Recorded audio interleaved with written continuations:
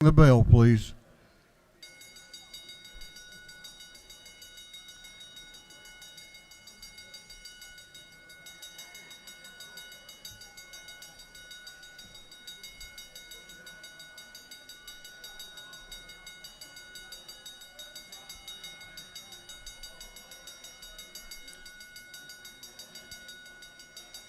Is he the only one?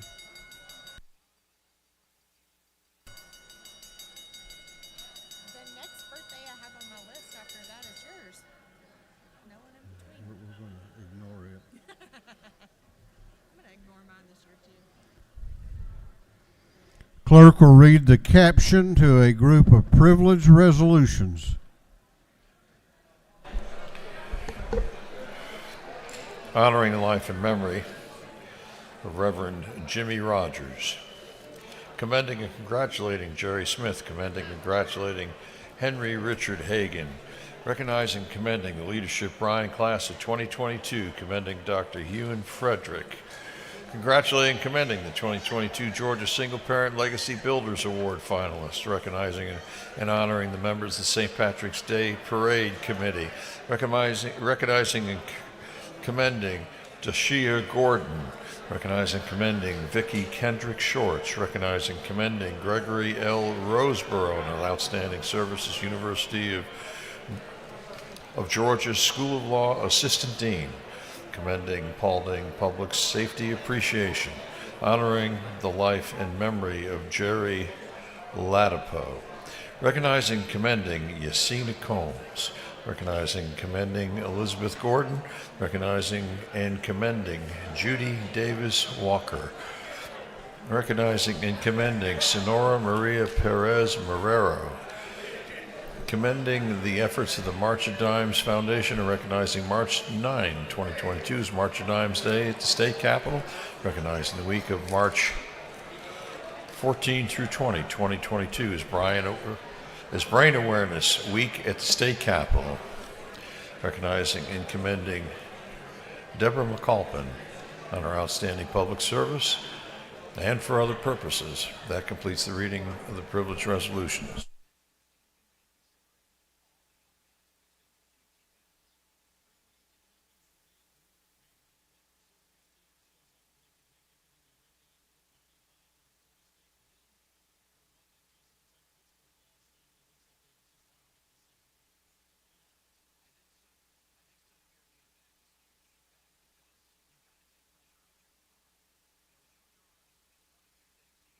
Is there any objection to the adoption of the privilege resolutions?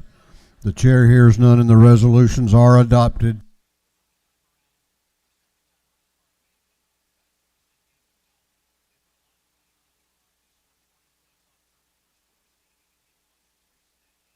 What purpose does Representative Irwin rise? To make a motion State your motion. that House Bill 830 be recommitted to public safety and homeland security. Representative Irwin has moved that House Bill 830 be recommitted to the Public Safety and Homeland Security Committee. Clerk will read the caption. House Bill 830 by Representative Irwin and others to be entitled an act to amend Article 1 of Chapter 16 of Title 15 of the Official Code of Georgia Annotated relating to general provisions regarding sheriffs so as to repeal provisions limiting sheriffs to one additional salary for serving as the sheriff of multiple courts. On the gentleman's motion that House Bill 830 be recommitted to the Public Safety and Homeland Security Committee, is there any objection?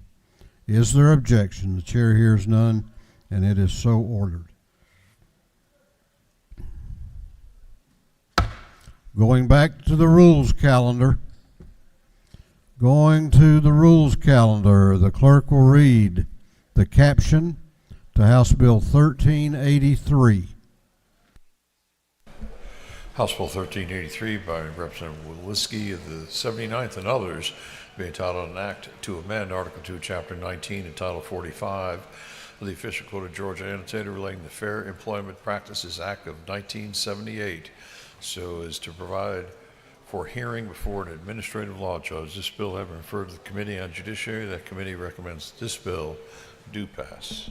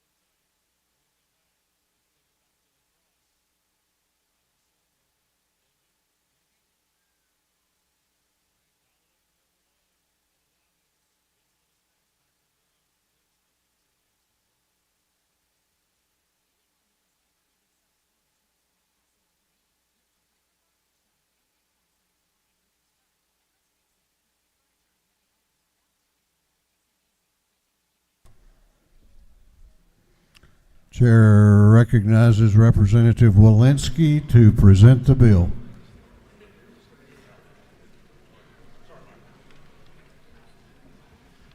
Thank you, Speaker.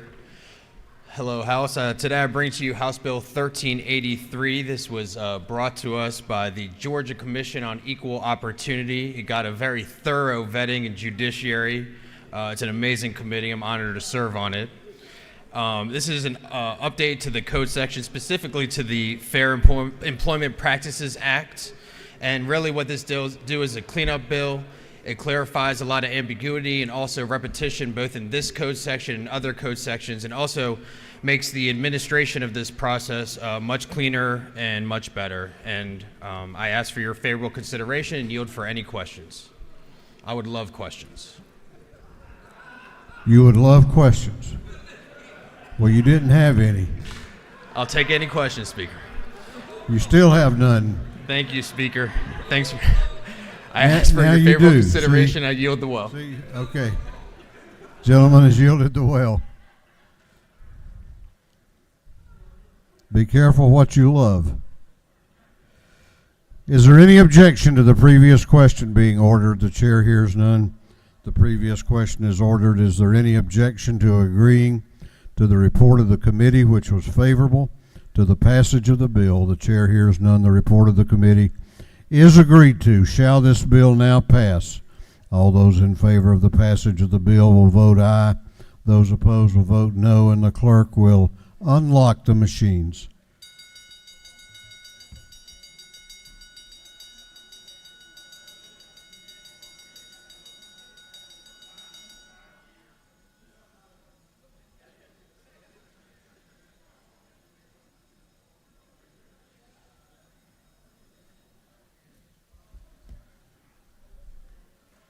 What purpose does Representative Wynn rise?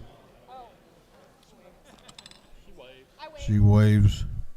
Have all members voted? Have all members voted? If so, the clerk will lock the machines on the passage of House Bill 1383. The ayes are 156, the nays are 0. This bill, having received the requisite constitutional majority, is therefore passed. Clerk will read the caption to House Bill 1385.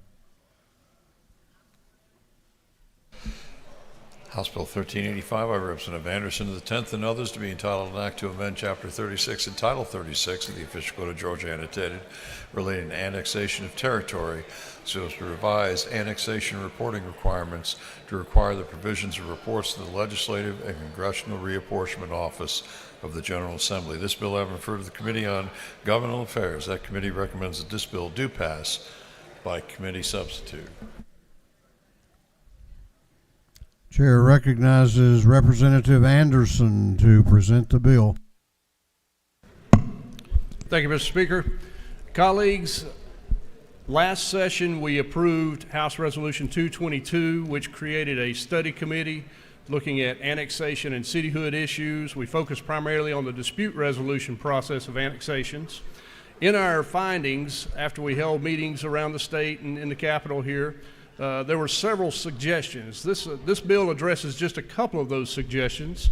Currently under state law, when a city or municipality annexes some land, they're required to provide maps and data to the Department of Community Affairs. That's all. That's the only requirement.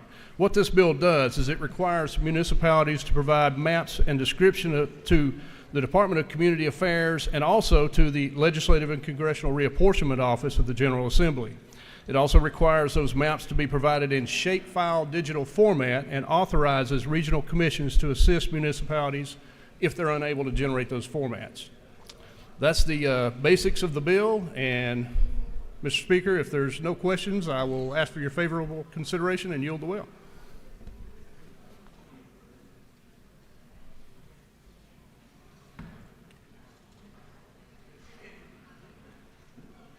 Do you yield for questions? Yes, sir. Chair recognizes Chairman Martin for a question. I just would ask the gentleman, would the gentleman yield? Yes, sir. I just asked the gentleman, are you familiar with the version of Linux that those shape files must be compatible with? I am not, sir. Just checking. Thank you.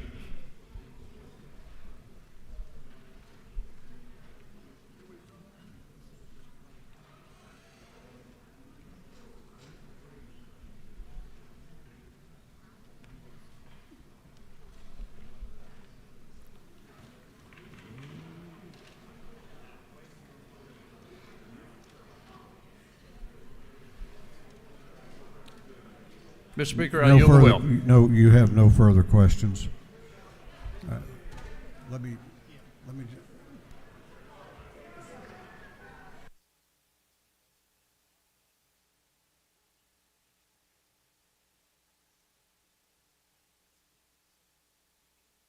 Is there any objection to the previous question being ordered? The chair hears none. The previous question is ordered. Is there any objection to adopting the committee substitute?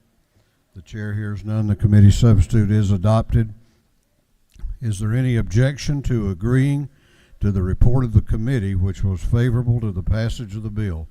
The chair hears none. The report of the committee is agreed to.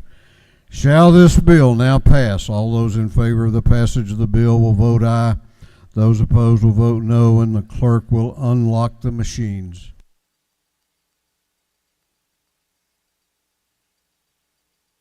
What purpose does Chairman Martin rise? No. He rises to say he pressed the wrong button. I apologize. Okay. I was trying to.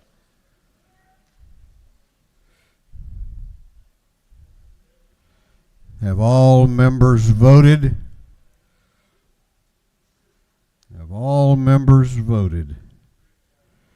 If so, the clerk will lock the machine.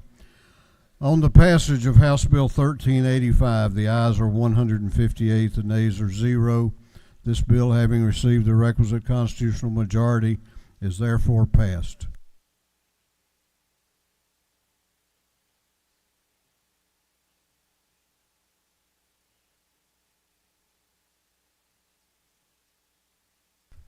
Clerk will read the caption to H.R. 920. H.R. 920. H.R. 920 by Representative Ralston VII and others, a resolution condemning the invasion of Ukraine by the Russian Federation. This resolution having been assigned to the Committee on Rules, that committee recommends that this resolution be adopted. The chair recognizes Speaker David Ralston to present the resolution.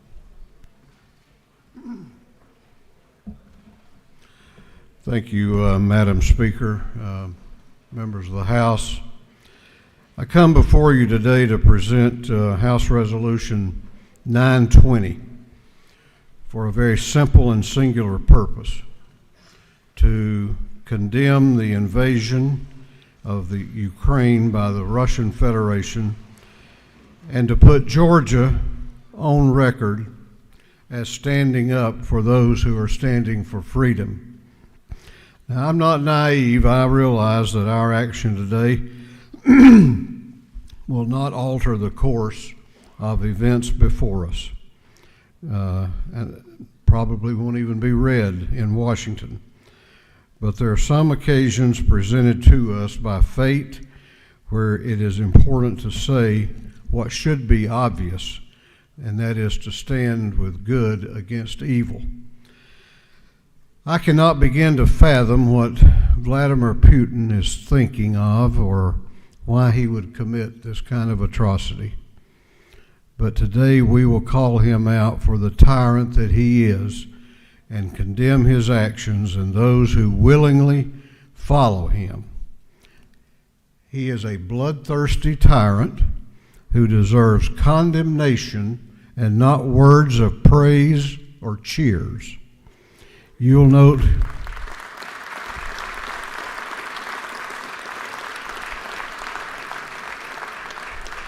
that I emphasize the word willingly follow him. Many of Russia's own citizens are being brave and standing up to their government's invasion of Ukraine. Sadly, many are being forcibly detained by their own government as a result. We acknowledge that this invasion is not the fault of all the Russian people. This invasion is the fault of a despotic, deranged, and despicable circle of Russian leaders who are bringing shame on their own flag and their country.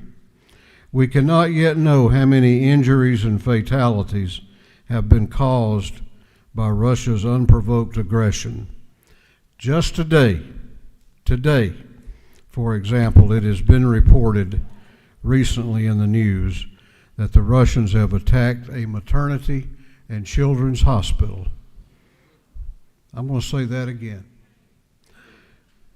in case you thought you misheard me. The Russians have attacked a maternity and children's hospital. I haven't seen them, but I'm told the images from that scene from news outlets are too horrific to contemplate, much less display here in this house. We do know that this invasion has caused an estimated 2 million Ukrainians to flee their homes for fear of becoming one of those casualties. These are civilians, innocent men, women, and children who have done absolutely nothing to warrant this war that has devastated their communities and their country and torn their families apart. If you've tried watching the nightly news lately, and if you react as I do, your stomach has been turned upside down by the haunting images of children crying, walking along with their families if they are lucky to escape Putin's war. I want to add here my admiration for the Ukrainian people for standing up and defending their nation.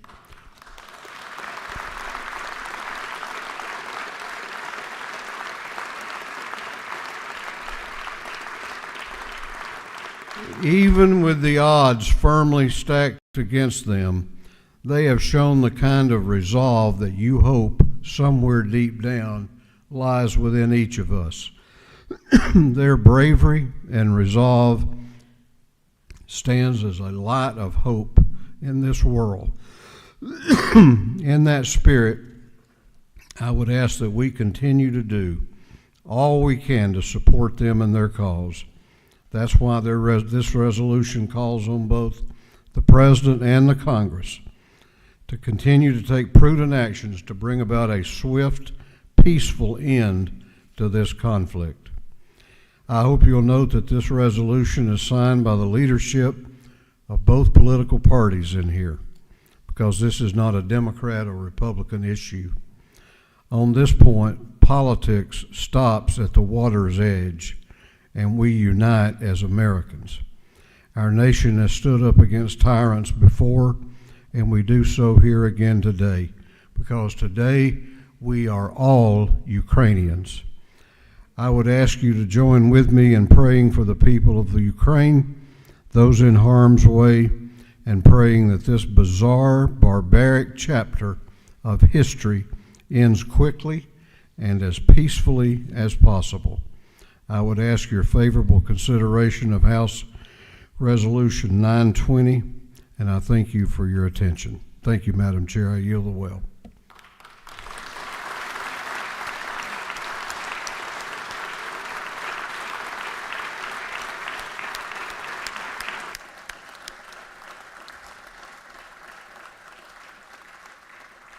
The gentleman has yielded the well. Is there any objection to the previous question being ordered? The chair hears none. The previous question is ordered. Is there any objection to agreeing to the report of the committee which was favorable to the adoption of the resolution? The chair hears none. The report of the committee is agreed to. Shall this resolution now be adopted? All in favor of the adoption of the resolution will vote yes. All those opposed will vote no. And the clerk will unlock the machine.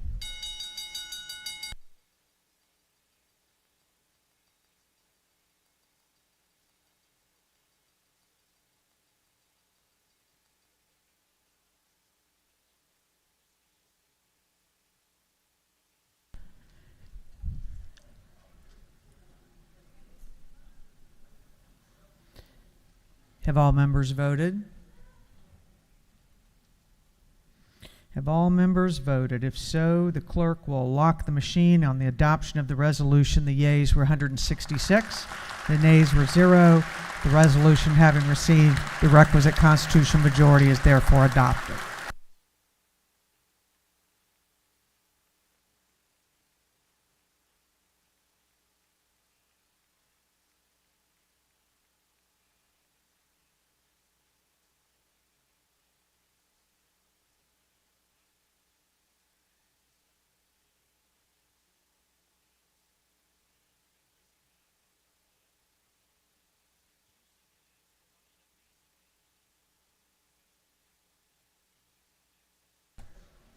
Clerk will read the caption to House Bill 1295. House Bill 1295 by Representative Corbett of the 174th and others to be entitled an act to amend Part 6 of Article 6, Chapter 2 of Title 20 of the Official Code of Georgia annotated relating to employment under the Quality Basic Education Act so as to remove the needs development rating from the group of performance evaluation ratings, which may adversely impact an educator's ability. This bill having referred to the Committee on Education, that committee recommends that this bill do pass by committee substitute.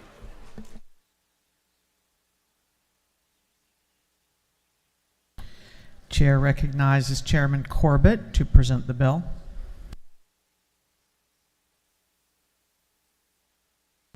Thank you, Madam Speaker. Members of the House, I bring before you House Bill 1295, LC 490917S. In Georgia, about 50% of the teachers leave the profession within the first 5 years.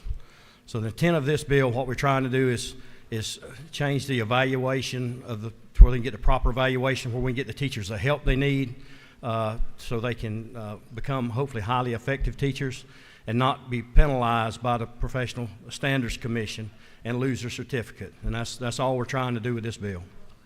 And I appreciate your favorable support.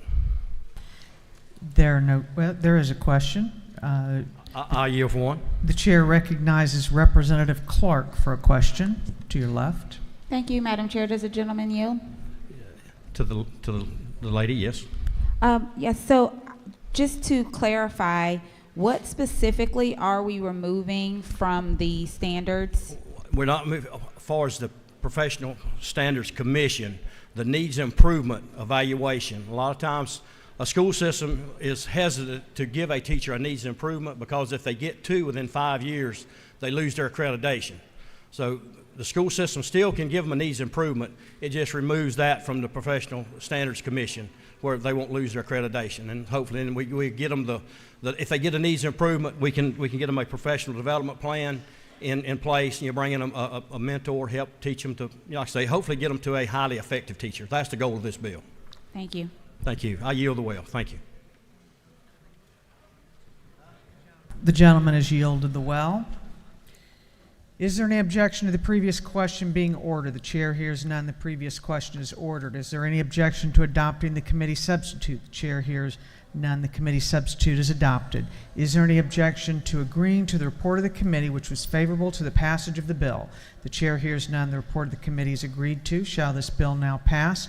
All in favor of the passage of the bill will vote yes. All those opposed will vote no, and the clerk will unlock the machine.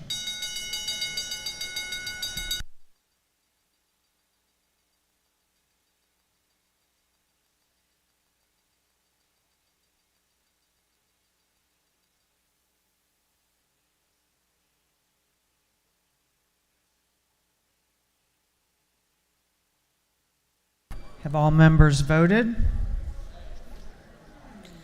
Have all members voted? If so, the clerk will lock the machine on the passage of the bill. The yeas were 159, the nays were 4.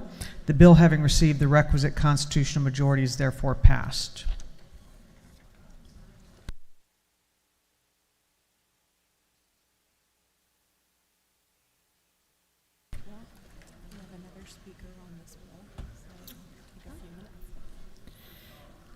Clerk will read the caption to House Bill 1280. House Bill 1280. House Bill 1280 by the representative from the 99th to be entitled An Act to Amend Article 6 of Chapter 5 of Title 48 of the Official Code of Georgia Annotated relating to municipal taxation so as to revise provisions concerning the duties of county tax commissioners with respect to the assessment and collection of municipal taxes and fees. This bill has been referred to the Committee on Ways and Means. That committee recommends that this bill do pass by committee substitute.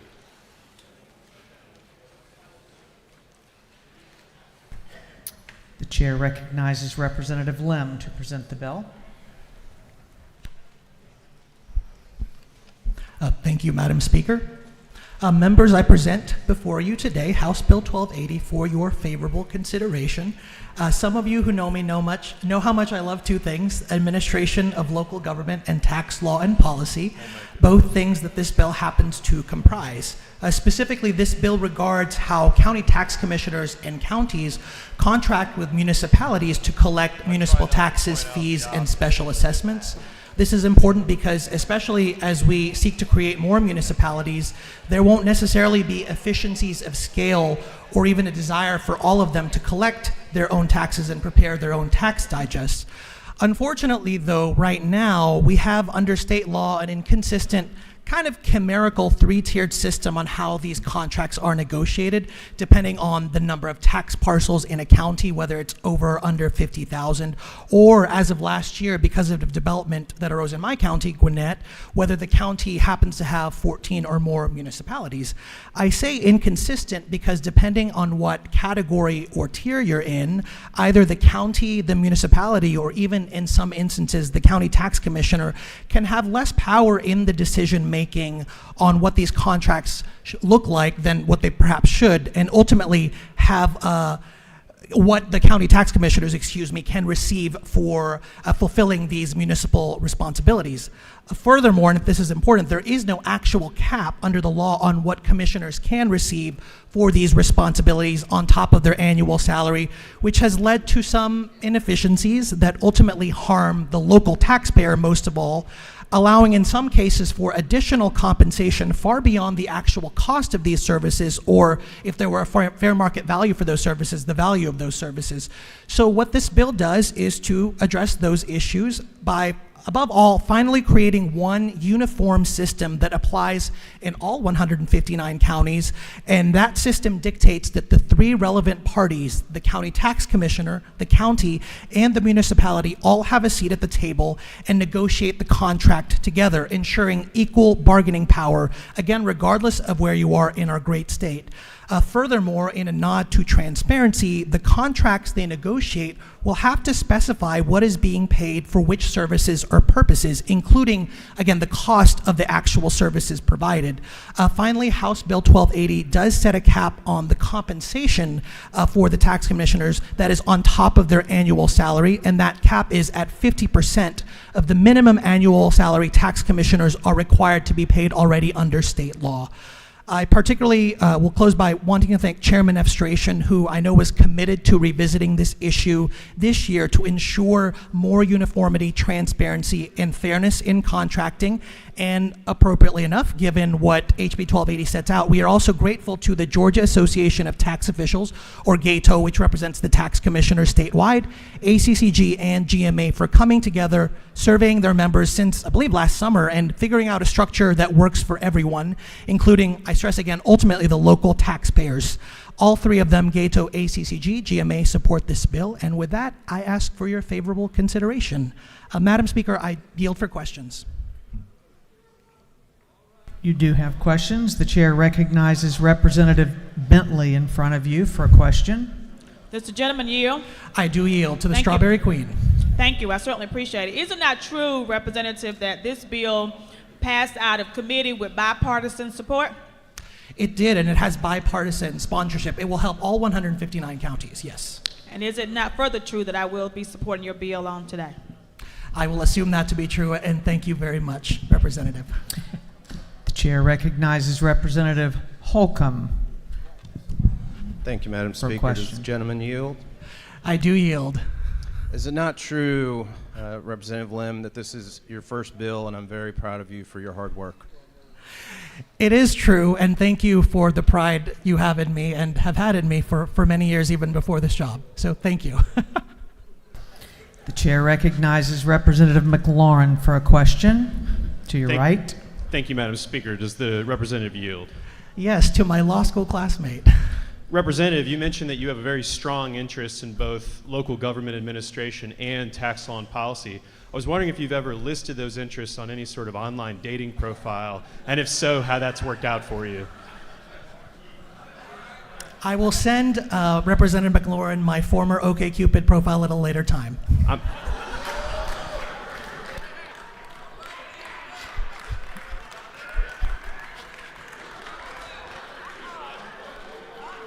Who says magic can't happen on the House floor? Thank you, Representative. There are more. I do know that Chairman Efstration intends to speak to this bill, but being that this is my first, I will yield to any especially substantive questions. The chair recognizes Representative Washburn for a question. Thank you, Madam Speaker. Will the gentleman yield? I do yield. Is it not true that this bill is an excellent bill that will make much more efficient the municipality's ability to do tax assessment and collection of those taxes? I certainly agree with that, and I'll point out at least two ways that happens. One, again, municipalities will be more likely to contract with county tax commissioners who do have those efficiencies of scale. And second of all, by setting that cap, we're ensuring that, again, ultimately the taxpayers aren't paying for services that are not actually being provided for them. So I would agree with you, yes. Will you yield for another question? I will yield for one more question. Is it not true that I commend you for your hard work on this bill and for producing this excellent legislation and getting it through the legislative process? Thank you, Representative Washburn. The chair recognizes the majority leader for a question. Yield. I do yield. Representative, isn't it true that you almost made it to the long-standing tradition of freshmen being seen and not heard their first 2 years here? So congratulations on standing your ground, presenting a good bill, and we look forward to supporting you. Congratulations. Thank you, Leader. There are no more questions. I will yield for one more question. No more questions. Okay. On the record, I answered all the questions. I yield the well. Thank you, Madam Speaker. The gentleman has yielded the well. The chair recognizes Chairman Efstration to speak to the bill. Well, how do you follow that? I want to thank the House for hearing me on this today. This legislation has been contemplated and discussed for over a decade. So compensation of county tax commissioners is something that's been well covered in the media, and legislative work to try to address that was taken on by former judiciary chairman from Sandy Springs who worked very hard on that issue for many years. And what you have today before you really started in the final 2 days of the legislative session last year. You may recall legislation was amended to address an issue with Gwinnett County, and there were questions that I received here in the well about how can this be made to apply statewide. We need a statewide uniform system across the state. It's wrong that this is just applying in 1 or 2 counties. And what we did is immediately got to work on that legislation. Through the summer, we worked very hard to put together the bill that's now before you, is House Bill 1280. And as you heard from Representative Lim, this legislation has support of the Georgia Association of Tax Officials, ACCG, and GMA. And I think that that's really a huge accomplishment, to have one standard that will apply statewide, addressing this well-recognized issue, and that everybody is on board with it. And just 3 things you can maybe mention if asked about this in your community. Number 1, it will require a 3-way contract between counties, cities, and tax commissioners so that everybody has say in the process. Number 2, it's going to apply to the collection of both taxes and fees. That question was out there. What are we going to do about taxes and fees being treated differently? And third, as a sponsor said, there will be a cap on the amount of compensation. There's no current cap in place. So it's really quality legislation, in my view, that is a result of great bipartisan work. I'm proud to support House Bill 1280 and ask that you do the same. I yield the well. The gentleman has yielded the well. Is there any objection to the previous question being ordered? The chair hears none. The previous question is ordered. Is there any objection to adopting the committee substitute? The chair hears none. The committee substitute is adopted. Is there any objection to agreeing to the report of the committee which was favorable to the passage of the bill? The chair hears none. The report of the committee is agreed to. Shall this bill now pass? All in favor of the passage of the bill will vote yes. All those opposed will vote no, and the clerk will unlock the machine.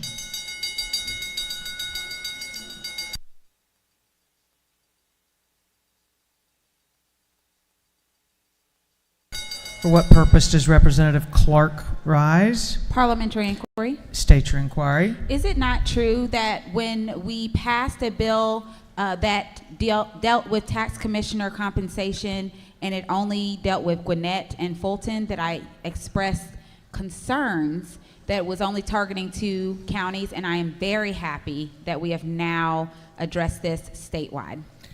The chair is sure the lady knows of that of which she speaks. Have all members voted? Have all members voted?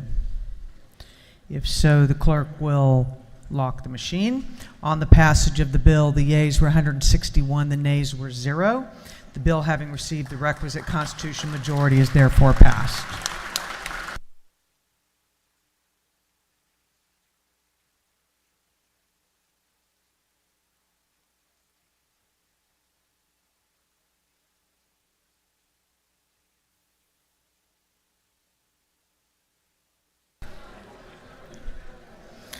Clerk will read the caption to House Bill 1043. 1043. House Bill 1043 by Representative Jaspers, the 11th, being entitled an act to amend Chapter 12 of Title 50 of the Official Code of Georgia Annotated relating to commissions and other agencies so as to provide for the creation of the Georgia Endowment for Teaching Professionals. This bill having referred to the Committee on Higher Education, that committee recommends that this bill do pass. Chair recognizes Chairman Jaspers to present the bill. Thank you, Madam Speaker.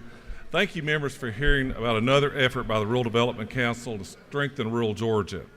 This bill will create the Georgia Endowment for Teaching Professionals to create a public-private partnership for our technical schools. We found out through our visits across the state there are positions in our schools that are going unfilled or unable to even find a teacher to fill them. It's been very difficult. In other words, these teachers can find more higher pay in the private industry. So in an attempt to help, this bill creates a board of trustees and advisory committee that's charged with raising funds and then distribute them within TCSG due to need. You'll see lots of how the board works, but most important thing that's in here is this board to get started has to raise $100,000, 50 from private, 50 from public, before they can do anything. And if they do not do that, the council will sunset.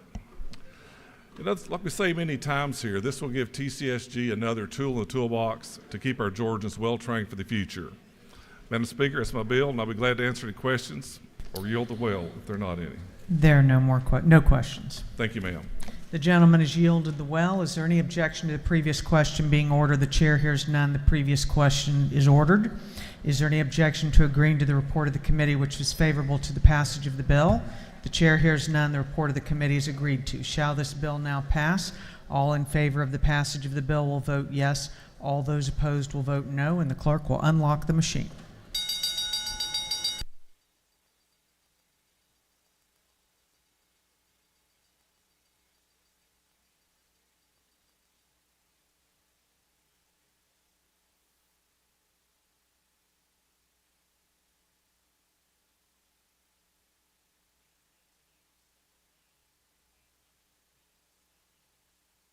Have all members voted?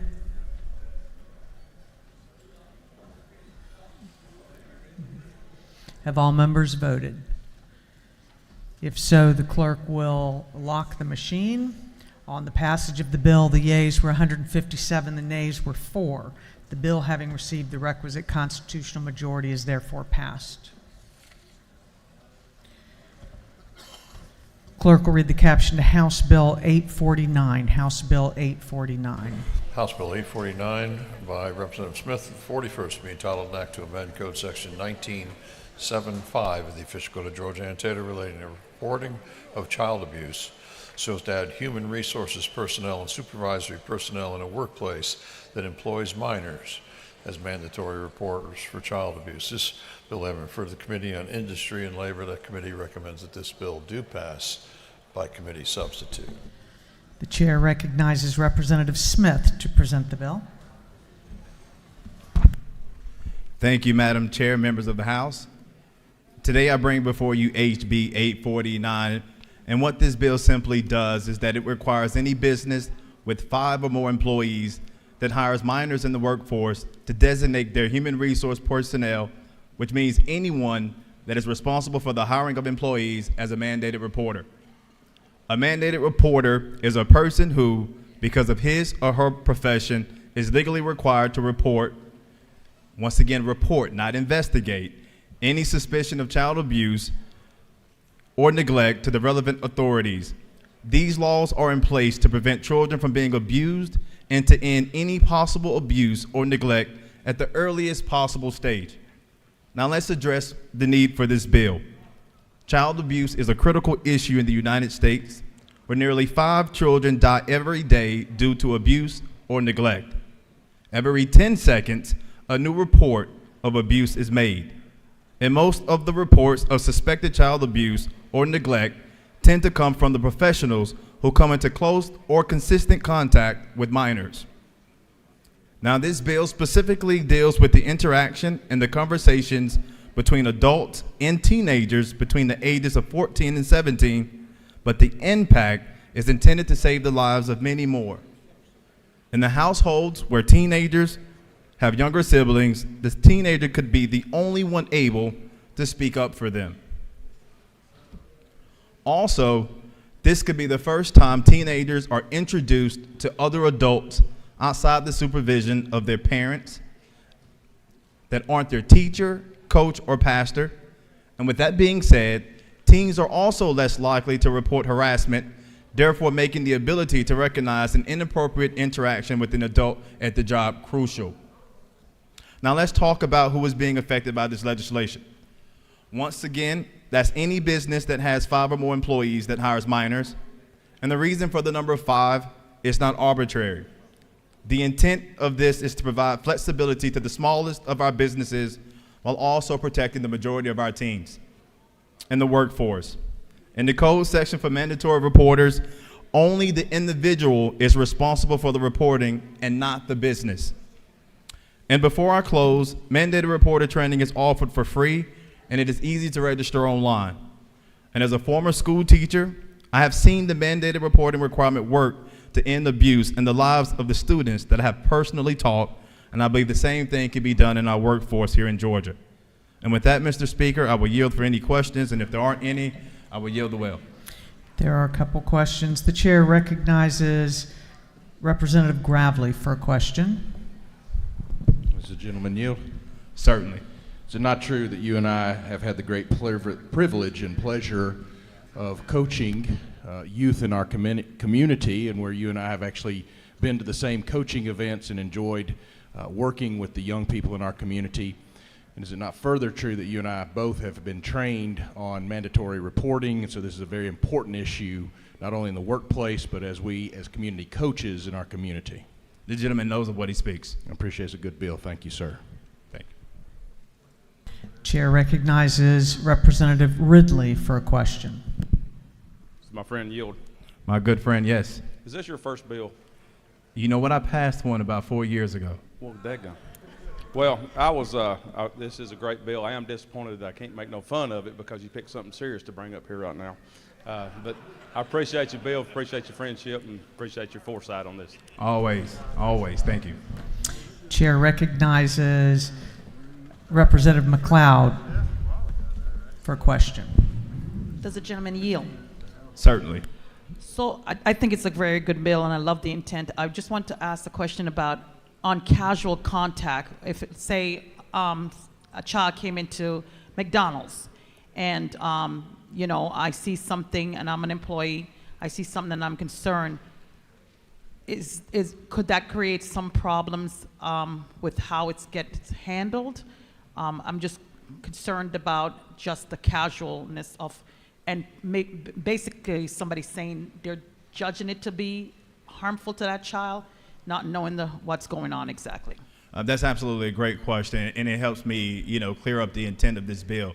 The intent of this bill is to focus on the workforce, but as a mandated reporter, you are required to report any abuse that you see. It's reporting, not investigating. Okay, thank you. Chair recognizes Representative Saines for a question. Does the gentleman yield? Yes. Is it not true that the significance of mandated reporters has been shown through this pandemic as child abuse and neglect reports have gone down because contacts for children as they stay home has also gone down? The gentleman knows of what he speaks. Thank you for bringing this timely bill. Thank you. And with that, Madam Speaker, And I'll there yield are the no well. more questions. The gentleman has yielded the well. Is there any objection to the previous question being ordered? The chair hears none. The previous question is ordered. Is there any objection to adopting the committee substitute? The chair hears none. The committee substitute is adopted. Is there any objection to agreeing to the report of the committee, which was favorable to the passage of the bill? The chair hears none. The report of the committee is agreed to. Shall this bill now pass? All in favor of the passage of the bill will vote yes. All those opposed will vote no, and the clerk will unlock the machine.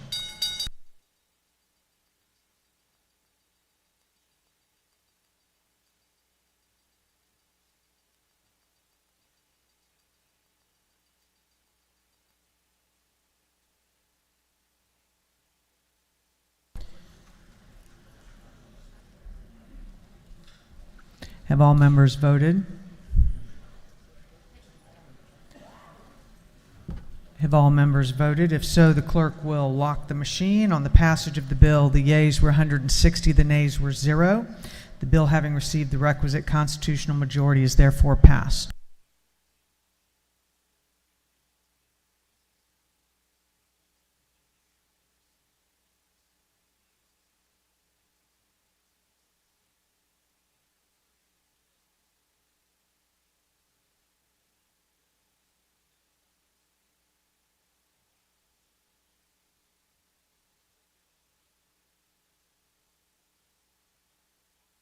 Clerk will read the caption to House Bill 884. House Bill 884 by Representative Belton of the 112th and others to be entitled an act to amend Chapter 1 of Title 43 of the Official Code of Georgia annotated relating to general provisions of professions and businesses so as to change certain provisions relating to expedited licenses, endorsements for military spouses. This bill having referred to the Committee on Regulated Industries, that committee recommends that this bill do pass by committee substitute. Chair recognizes Chairman Belton to present the bill. Thank you, Mr. Speaker. This is the last time I'll bring to you a military-friendly bill. I thank this body for, over the last 7 years, we've passed over 57 military-friendly bills, and I do thank you for that. And I want to say a moment of thanks to the Speaker for House Resolution 920. Throughout my naval career and my father's career, and Al Williams and Colonel Josh Bonner and David Clark and Sherry Gilligan and Mike Glanton, Colonel Bill Hitchens, Scott Holcomb, Action Jackson, Sandra Scott, Eddie Lumsden, Mark Newton, Randy Nix, Colonel Prince, Philip Singleton, Ed Setzler, Brad Thomas, the husband of Gloria Frazier. What we were all trying to do in our military career was to avoid what's happening right now in the Ukraine. And it very saddens me what's going on there. House Bill 884 is a direct request by the Secretary of State to modify our code. I'd like to remind you that Georgia is the 5th largest military population in America, bringing in $28 billion a year. The Secretary of Defense is the largest single employer in Georgia, 120,000 military service members, and over a third of a million total jobs in Georgia. What this bill does is actually it perfects something that Representative Al Williams did a long time ago for spouse licensures. Whenever I go to these military bases, even today, the number one things these base commanders talk to me about is spouse licensures. It's just not happening quick enough.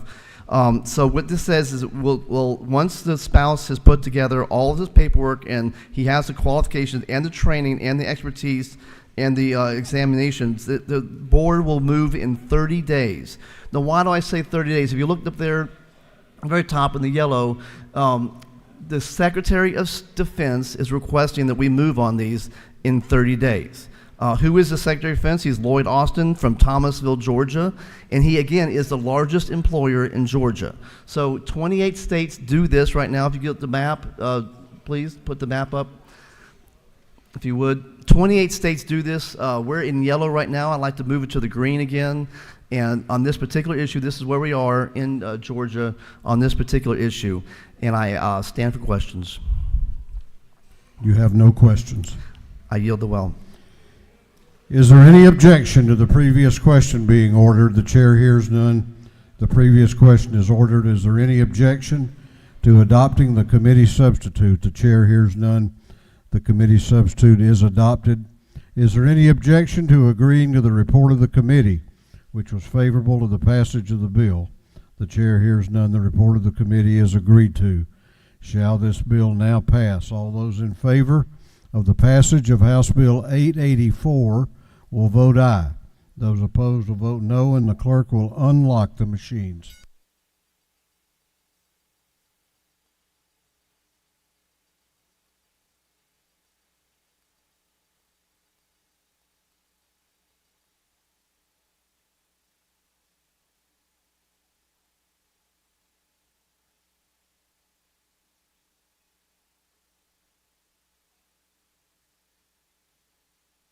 Have all members voted? Have all members voted? If so, the clerk will lock the machine on the passage of House Bill 884. The ayes are 164, the nays are 0. This bill, having received the requisite constitutional majority, is therefore passed. Clerk will read the caption to House Bill 1279.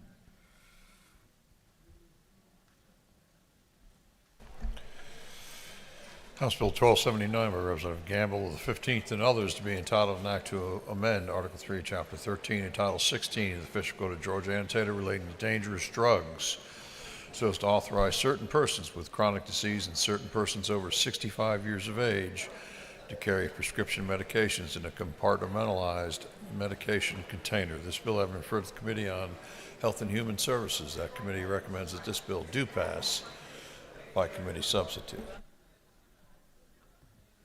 Chair recognizes Representative Gamble to present the bill. Well, thank you, Mr. Speaker. House Bill 1279 makes a simple change in law that will help our senior citizens by allowing anyone over the age of 65 to carry up to a 21-day amount of prescription medication in a prescription container. Currently, that is not allowed under law. And if you pass this bill today, it will allow our senior citizens to carry their medications. And so I would ask for your favorable consideration. I'm happy to entertain any questions that you may have. Do you yield for questions? I will yield for a question. Chair recognizes Representative Jasmine Clark to your left for a question. Thank you, Mr. Speaker. Does the gentleman yield? I yield. So I looking at the line 20 of the bill, it says persons with chronic disease or over 65. And so my question is law enforcement able to ask for a medical diagnosis when they are speaking to someone? Well, you know, that's a good question. And I would just tell you that if you support allowing individuals who are over the age of 65 to be able to carry their prescription drugs in a prescription container, then this is a bill that you're going to want to support today. Does the gentleman further yield? I'll yield for one more, but I know we're ready to get out of here, and it's been a long day. Yes, I'm ready as well. So if law enforcement can't ask for medical diagnosis, does this essentially open it up to where any individual may use these compartmentalized containers to carry their controlled substances or dangerous drugs? No, that is not the intent of the law, and worked with the Georgia Pharmacy Association on this to make sure that provision was covered, and I think that we will be able to see that that doesn't happen if we pass this bill today. So Thank with you. that, Mr. Speaker, I will ask for this body's favorable consideration, and I yield the well. Is there any objection to the previous question being ordered? The chair hears none. The previous question is ordered. Is there any objection to adopting the committee substitute? The chair hears none. The committee substitute is adopted. Is there any objection to agreeing to the report of the committee, which was favorable to the passage of the bill? The chair hears none. The report of the committee is agreed to. Shall this bill now pass? All those in favor of the passage of the bill will vote aye. Those opposed will vote no, and the clerk will unlock the machines.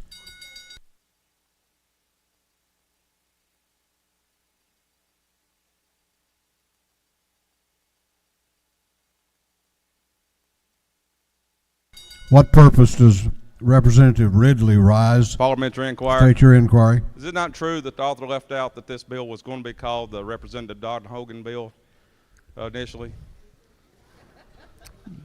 Is it not true, sir?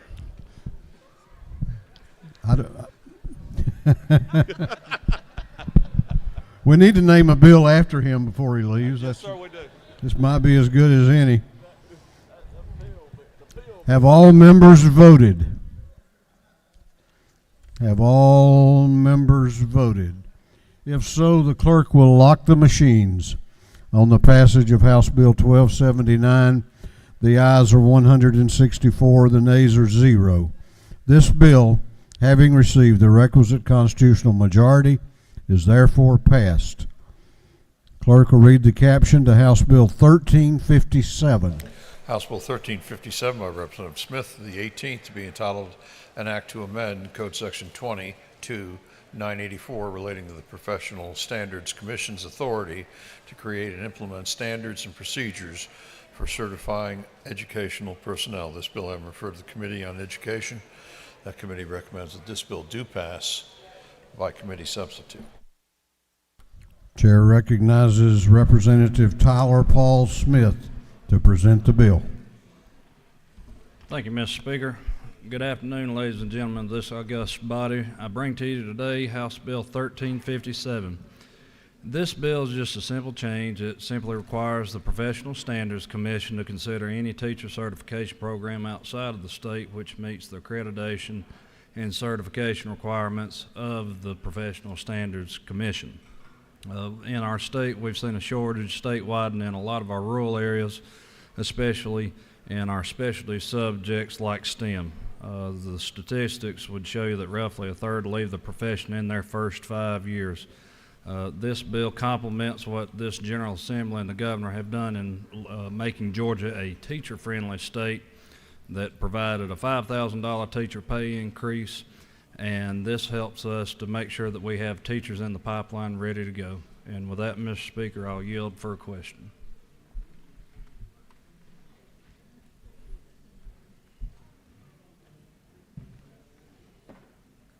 You have no questions? Thank you, Mr. Speaker. I ask this body's favorable consideration. Is there any objection to the previous question being ordered? Chair hears none. The previous question is ordered. Is there any objection to adopting the committee substitute? The chair hears none. The committee substitute is adopted.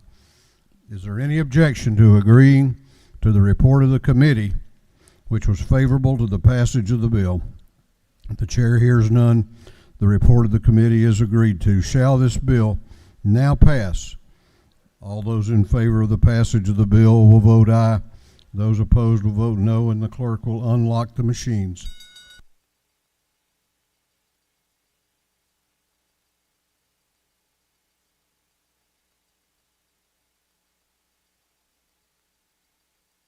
What purpose does Representative Wade rise? Pursuant to Rule 133, may I be excused from the vote? The gentleman has that right, and the journal will so reflect. Have all members voted? Have all members voted? If so, the clerk will lock the machines on the passage of House Bill 1357. The ayes are 161, the nays are 0. This bill, having received the requisite constitutional majority, is therefore passed. House Bill 1351 has been postponed from previous rules calendars. It is being called today. Clerk will read the caption to House Bill 1351. House Bill 1351 by Representative Knight of the 130th and others, to be entitled an act to amend Article 7, Chapter 4, Title 49 of the Official Code of Georgia annotated relating to Medicaid assistance generally, so as to provide for pharmacy benefit management for the Medicaid program to be conducted by the Department of Community Health after a date certain. This bill having referred to the Special Committee on Quality Health Care. That committee recommends that this bill do pass. Chair recognizes Chairman Knight to present the bill. Thank you, Mr. Speaker. I don't know if anticipation makes everything sweeter or it just makes you a little more anxious. So, but at long last, HB 1351. Many of you know that this body has been working diligently and have led not only this state but this nation in some of the most landmark legislation in our fight to lower prescription drug drug cost. And this bill is about carving out the pharmacy benefits from the managed care Medicaid organizations in Georgia. So real quick, let's talk what is one of our Medicaid managed care organizations. We've got 3 of them. Peach State, owned by Centene, number 24 on the Fortune 500. Centene was also recently purchased WellCare. Their PBM benefit manager is CVS, number 4 on the Fortune 500. Our other Medicaid managed care program is Amerigroup, owned by Anthem Blue Cross Blue Shield, number 23 on the Fortune 500. They have their own affiliated benefit manager in GenieRx, and they also contract with CVS. CareSource, while not a publicly traded company, but is one of the largest Medicaid managed care plans in the country. And their pharmacy benefit manager is Express Scripts, which is owned by Cigna, number 13 on the Fortune 500 company. We all know that we've been a long fight against these unscrupulous business practices from these companies. So what have we seen as far as the behavior? Spread pricing. It's where we charge the taxpayers more for the drugs than the pharmacies are actually reimbursed.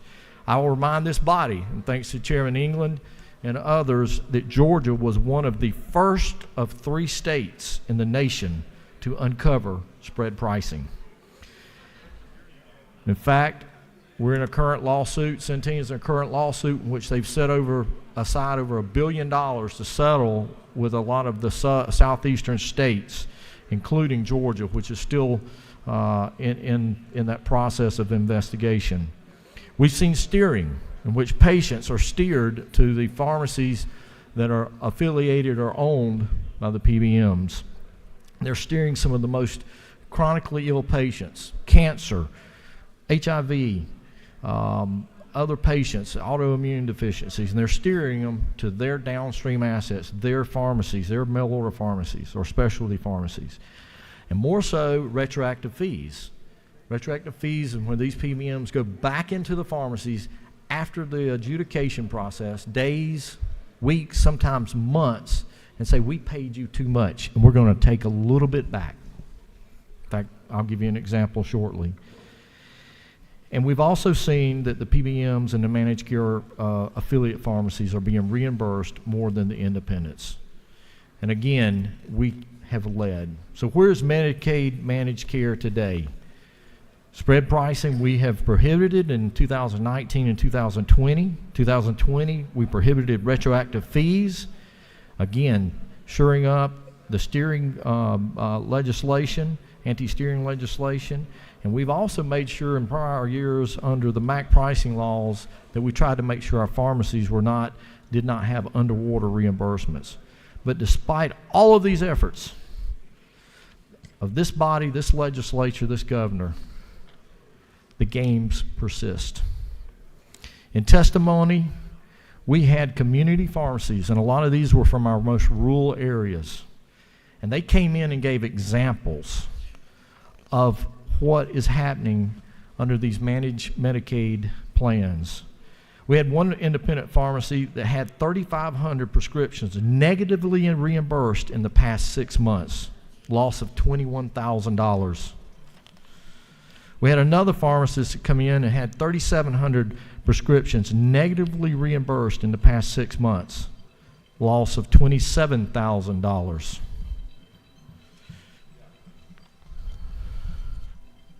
Sorry about that.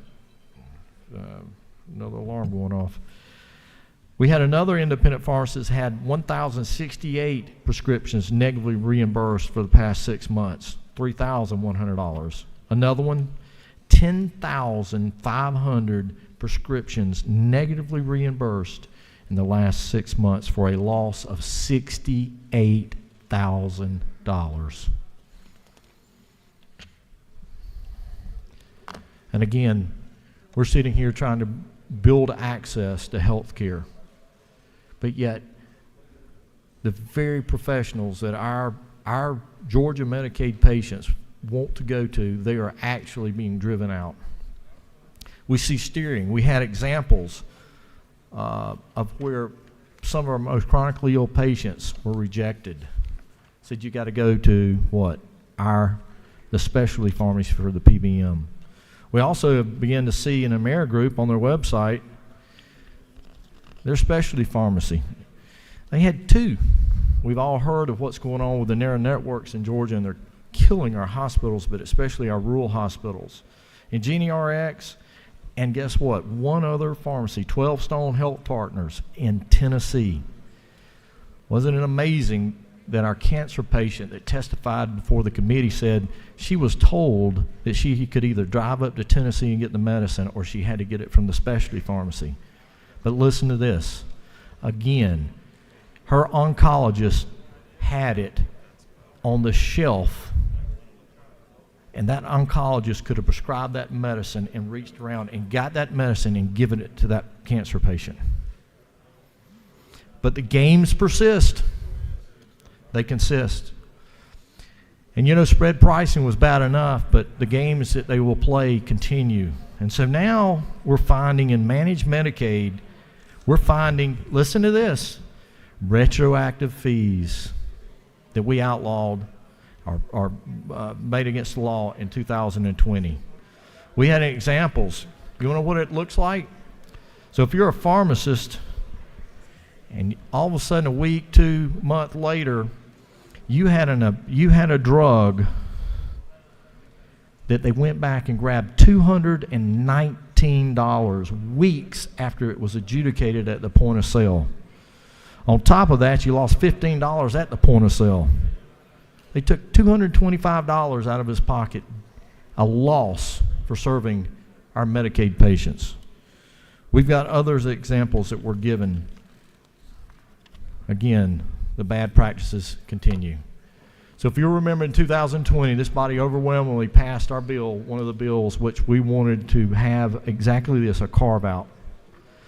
That bill also had language for a study. It passed the House, we got over to the Senate, and DCH called me and said, we're going to do the study, and I withdrew the bill.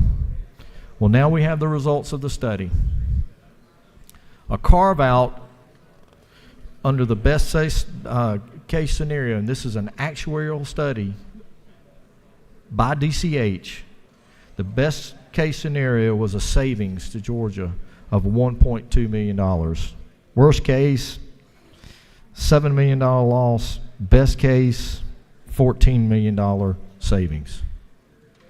So all of what we heard 2 years ago about this was going to cost the state 70, 80, 90, $120 million a year didn't turn out. Again, DCH's own actuarial study proved it. So here's where we are today with this bill. Based on this study, I'm going to ask you to go back and again continue through what we're doing. Let's carve out the pharmacy benefits out of managed Medicaid. Let's let our Medicaid patients go and choose the pharmacy of their choice. It's going to cost us less, but most of all, it is going to give us transparency. Transparency. We're going to know exactly what the cost is. Second of all, we're going to have better health care outcomes. And when patients get to choose and they get access to more pharmacists and more health care providers, health outcomes increase. So again, I want to ask for your favorable support. Let's continue to lead, not only in Georgia, but lead the nation of what we're doing to make sure that we are lowering the cost of prescription drug benefits and taking the middleman out of the picture. Mr. Speaker, with that, I'll yield for any questions. You have a question if you care to yield. Yes, sir. Chair recognizes Representative Gilligan for a question. Thank you, Mr. Speaker. Does the gentleman yield? I will to my friend. Thank you. Thank you for yielding. And so my question is, would you say that this is good government accountability and transparency and therefore reducing the cost to the consumer?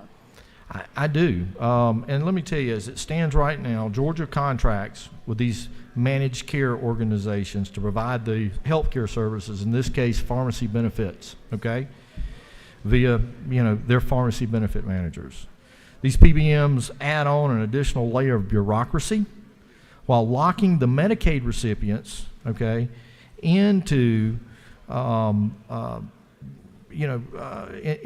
locking them in. The patients then have no choice. There's an extra layer of bureaucracy. We're removing that, and when we remove that and we allow more access, more competition out there with healthcare providers, adding more into the process, that, my friend, is competition. That is transparency. And most of all, that's going to lead to better health care. Thank you for your question. Thank you for bringing the bill. Mr. Speaker, any other questions? You have no further questions. Thank you. And I appreciate this body and what y'all have done over the years as we take a true hard policy look at these issues that affect every Georgian in this state. Thank you. Is there any objection to the previous question being ordered? The chair hears none. The previous question is ordered. Is there any objection to agreeing to the report of the committee, which was favorable to the passage of the bill? The chair hears none. The report of the committee is agreed to. Shall this bill now pass? All those in favor of the passage of the bill will vote aye.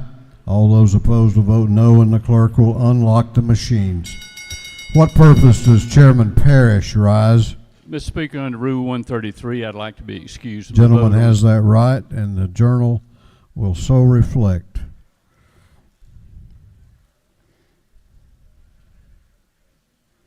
Have all members voted?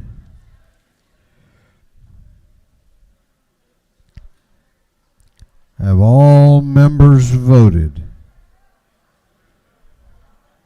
If so, the clerk will lock the machine on the passage of House Bill 1351.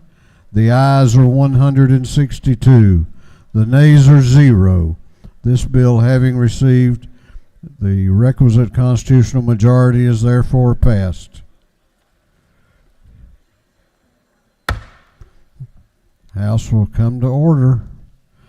Chair recognizes the chairman of the House Appropriations Committee for a motion. Thank you, Mr. Speaker. I move that the House agree to the Senate substitute to House Bill 910 as amended by the House. Chairman England has moved that the House agree to the Senate substitute to House Bill 910 as amended by this House. The clerk will read the caption. House Bill 910 by Representative Ralston, the 7th, Jones, the 47th, Burns, the 159th, and others, to be entitled an act to amend an act making and providing appropriations for the state fiscal year beginning July 1st, 2021 and ending June 30th, 2022, known as the General Appropriations Act. Chair recognizes Chairman England to explain the Senate substitute and the House amendment. Thank you, Mr. Speaker. You've got on your desks they went out a little while ago. The Senate version of House Bill 910, or the Senate substitute, which is the green fronted piece. Then you have also a separate packet that is the House amendment. And just as we have done in the past on several amended budgets, we're handling this as an amendment by the House that is agreed upon by the Senate to wrap up our work here so we can make the final stages of our work on the FY23 budget, which will start in the morning. Also, you'll note on the House Budget and Research Office letterhead a packet that kind of explains sort of all the pieces that are in it. Some of the changes, but also many of the underlying things as the bill looked like when it first left here. So, as always, we have a special group that we need to thank, and that's House Budget and Research Office. And Martha and Christine are sitting here on the front row, and all the others are either scattered around here in the building or back across the road. They have put in innumerable hours over the last 2 or 3 weeks on this budget and trying to get the 23 budget done as well. So if you see them, please tell them thank you. Many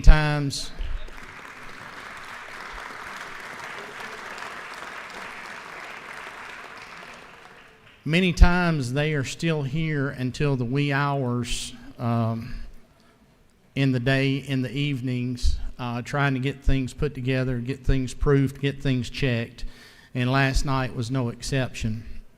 I also want to thank our colleagues in the Senate, and especially Chairman Tillery, for working with us to get this across the finish line, as well as the Governor and the Governor's Office of Planning and Budget, Director Kelly Farr, and their work on pulling all of the pieces together. You know, working together, we had infinitely more in common than you could imagine to make this amendment possible. Collectively, the subcommittee chairs did an amazing job of addressing the pivotal needs of this amended fiscal year in the original bill, and the Senate worked with us to capitalize on those House changes and offered some additional insight and thoughtful programming dollars.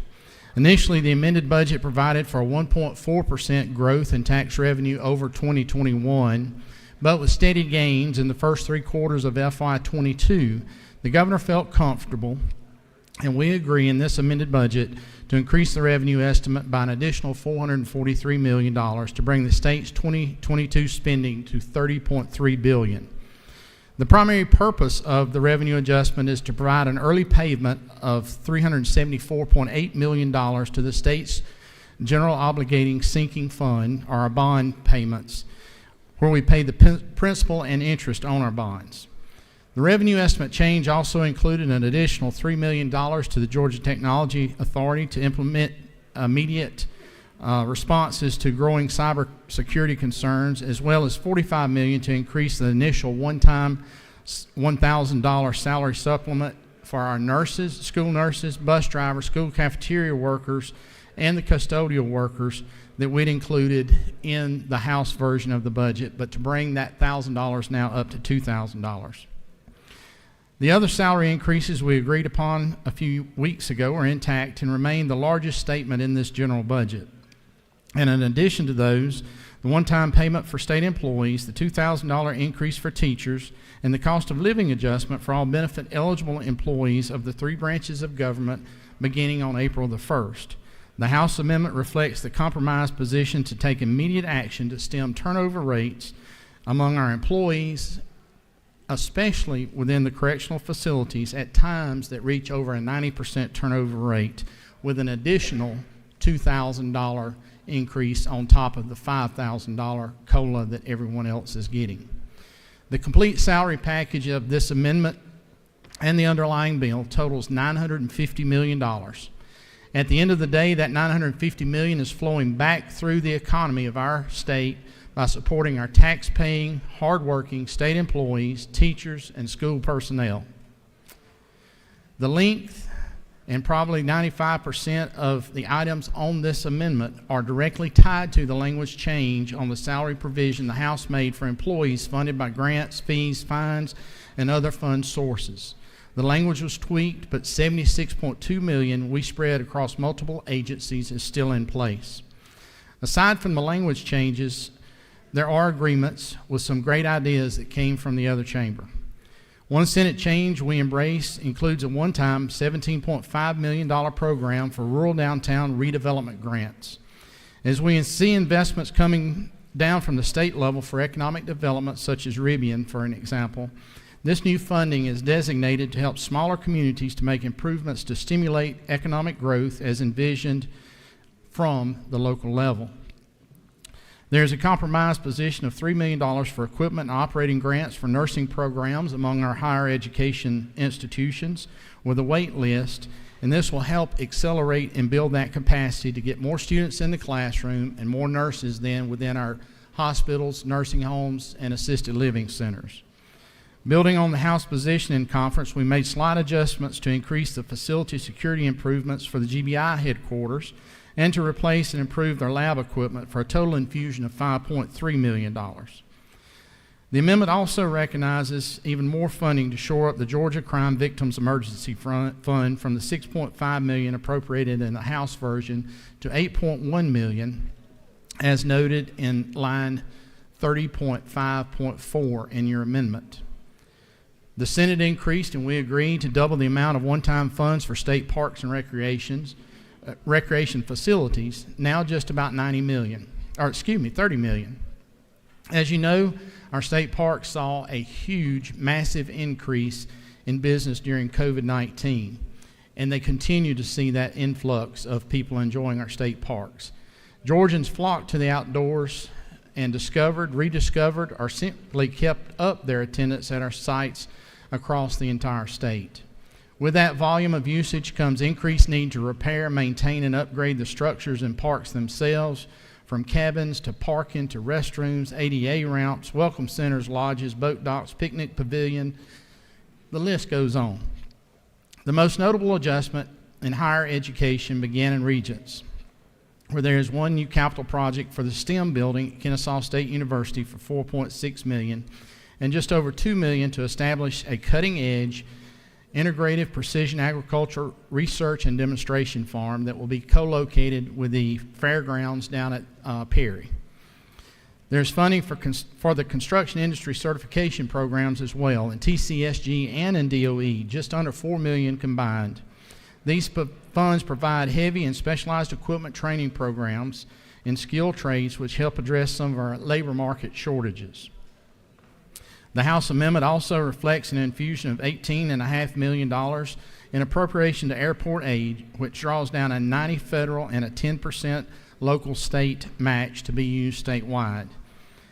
All of our small local towns, our small hometowns, you all understand and they all understand what a needed piece for economic development in these communities these airports are. Finally, the amendment segregates $83 million in addition to the $23.4 million in existing DOT reserves to be used for the state matching requirement outlined in the Federal Infrastructure and Jobs Act as soon as those funds are available. As a new program in this budget, the funds send a clear signal to the federal government and the bond rating agencies that Georgia is ready to invest in our state's infrastructure. Before I close, I'd like to remind you that in the FY22 amended budget, as it was amended, there is $950 million there to fully fund the QBE teaching formula. These are the highlights of the changes since the bill left the House. You have a robust summary of those highlights that I mentioned earlier in front of you on your desk. And Mr. Speaker, at this point, I'll be glad to take any questions.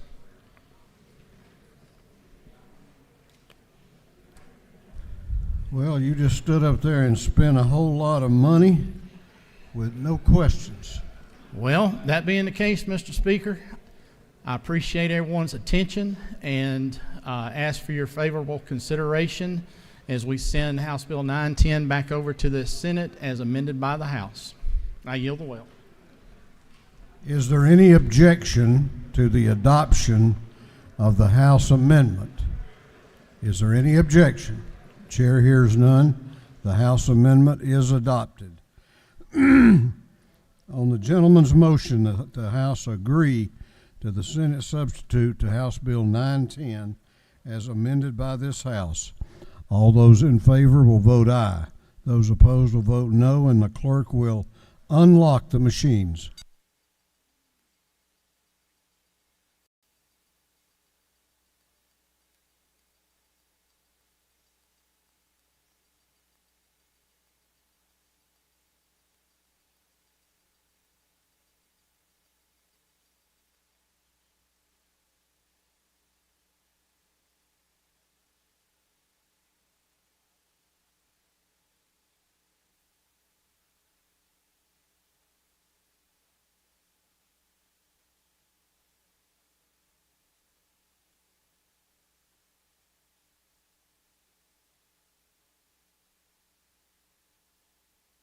Have all members voted? Have all members voted? If so, the clerk will lock the machine. On the passage of, or the gentleman's motion, the ayes are 162. The nays are 2. This House has agreed to the Senate substitute to House Bill 910 as amended by this House. What purpose does Representative McDonald rise? To make a motion. State your motion. I make a motion that we suspend the rules of the House so that the bill can be read for the first time and assigned to committee. Chairman McDonald has moved that the rules of this House be temporarily suspended to allow a bill to be read for the first time and assigned to committee. Is there objection? Is there objection? I forgot to have the clerk read the caption. Mr. Clerk, if you would. Unnumbered House Bill to be entitled an act to amend Chapter 4, Title 1 of the Official Code of Georgia annotated relating to holidays and observances so as to revise the public and legal holidays recognized and observed by the state of Georgia. There was no objection to the motion. The bill will be assigned to State Planning and Community Affairs. What purpose does Representative Saines rise? To make a motion. State your motion. I move that the rules be temporarily suspended so that a bill may be read for the first time and assigned to committee. Representative Saines has moved that the rules of this House be temporarily suspended to allow a bill to be read for the first time and assigned to committee. The clerk will read the caption. Unnumbered House Bill to be entitled an act to amend Chapter 2A, Title 31 of the Official Code of Georgia annotated relating to the Department of Public Health so as to require the department to conduct surveys of children and youth in this state on identified core measures. On the gentleman's motion, is there any objection?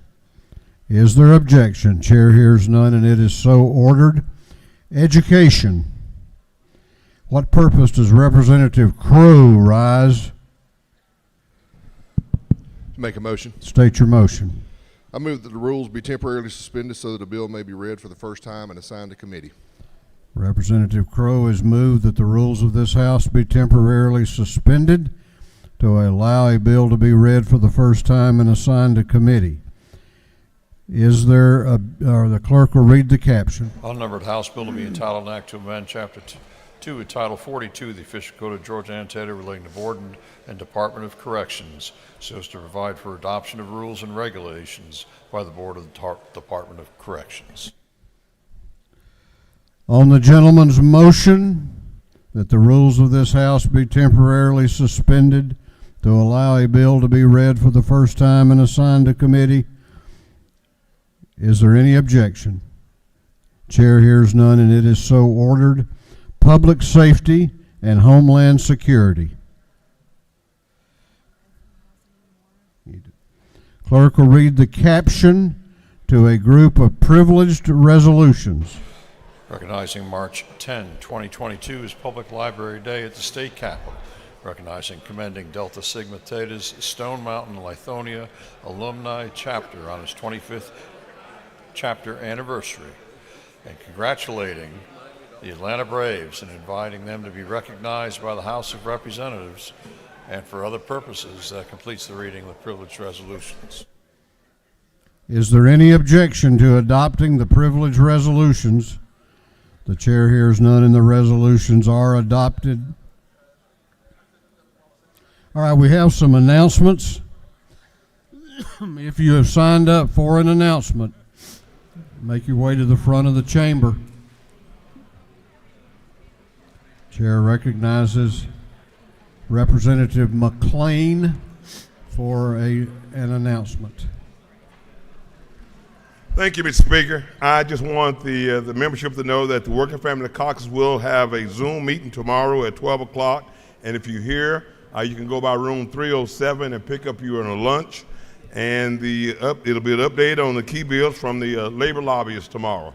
Thank you, Mr. Speaker. Chair recognizes Chairman Parsons for an announcement. Thank you, Speaker. This is for members of Energy, Utilities, and Telecommunications. Upon adjournment in room 506 of the LOB, there's going to be a meeting of Victor Anderson's Subcommittee on third-party rooftop solar consumer protection. If y'all would meet then, and then directly after that, the same room, room 506, the LOB or CLOB, the whole committee, Energy, Utilities, and Telecommunications will meet. So if all of you could kind of make your way over there upon adjournment, it'd be a good thing. Thank you. Chair recognizes Chairman Hawkins for an announcement. Thank you, Mr. Speaker. Budget and Fiscal Affairs will meet upon adjournment in CLOB 515. There's not a Zoom, so you must be there, 515. Thank you. Chair recognizes Representative Gullett for an announcement. Thank you, Mr. Speaker. Upon adjournment, Governmental Affairs Committee will meet in room 406 in the CLOB. Thank you. Chair recognizes Chairman Cooper for an announcement. Thank you, Mr. Speaker. Tomorrow, everybody listen up. Tomorrow, Health and Human Services will meet at 12 noon in 506. This is different. Health and Human Services tomorrow. Lady will suspend. Pardon? You know, these announcements, you might want to listen to them.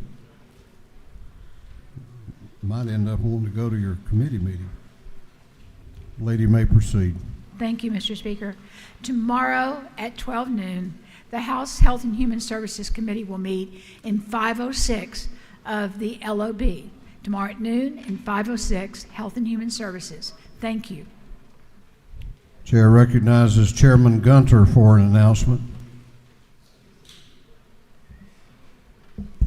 There'll be a meeting of the Election Integrity Committee after the Higher Ed Committee in 606 CLOB. Thank you. Chair recognizes Chairman Collins for an announcement. Thank you, Mr. Speaker. Public Safety and Homeland Security Committee will meet tomorrow at 1 o'clock, CLOB, room 406. We have one measure to take up. We'll be in and out very quickly. Thank you. Chair recognizes Chairman Martin for an announcement. Thank you, Mr. Speaker. The Higher Ed Committee will meet 10 minutes after adjournment, 606 CLOB. We have 3 bills to discuss. Chair recognizes Chairman Blackman for an announcement. Thank you, Mr. Speaker. Ways and Means, Public Finance and Policy will meet upstairs in 403 with other subcommittees to follow immediately on adjournment. Thank you. Chair recognizes Chairman Mitchell for an announcement. Thank you, Mr. Speaker. The Democratic Caucus will meet noon tomorrow via Zoom. Noon tomorrow via Zoom. The lunch for those who are here will be at the usual place. It was previously scheduled for 8 a.m., but because of all the meetings scheduled, it will be noon via Zoom. Thank you so much. Chair recognizes Chairman Dickey for an announcement. Thank you, Mr. Speaker. Tomorrow, Agriculture and Consumer Affairs Committee meeting at 9:30, 406 CLOB. That's tomorrow. Thank you. Chair recognizes Chairman England for an announcement. Thank you, Mr. Speaker. Just a reminder, subcommittees will start meeting at 7 a.m. in the morning in room 341 here in the Capitol. We'll roll out of subcommittees into full committee at 9 a.m. to take up the FY23 budget and 2 compensation resolutions. Thank you. Chair recognizes Chairman Newton for an announcement. Thank you, Mr. Speaker. The Committee on Access to Quality Health Care will meet today at 4 o'clock and 4:06. That's upon adjournment of the Government Affairs Committee that precedes. And again, we will also meet tomorrow at 3 p.m. in the same room, 406 CLOB. Thank you. That completes our announcements, but I got a very special announcement now.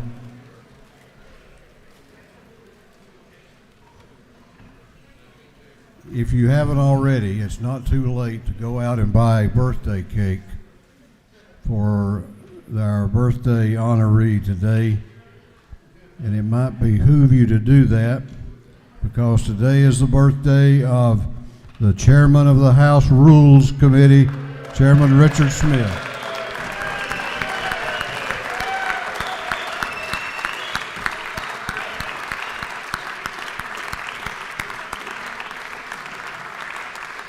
Happy birthday, Mr. Chairman. Chair recognizes the Majority Leader of the House for a motion. Thank you, Mr. Speaker. Mr. Speaker, I move that this House stand in recess until 5 p.m. today and then stand adjourned until 10 a.m. March the 11th, 2022. That will be crossover eve. That is correct, Mr. Speaker. So would it be wise to not have any plans back home that night?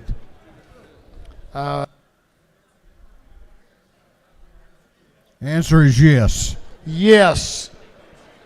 Best make sure your lights are working on the way home. The Majority Leader has moved that this House be adjourned until Friday, March 11 at 10 a.m. All those in favor of the motion will say aye. All those opposed will say no. The ayes have it. This House will be adjourned until Friday, March 11 at 10 a.m.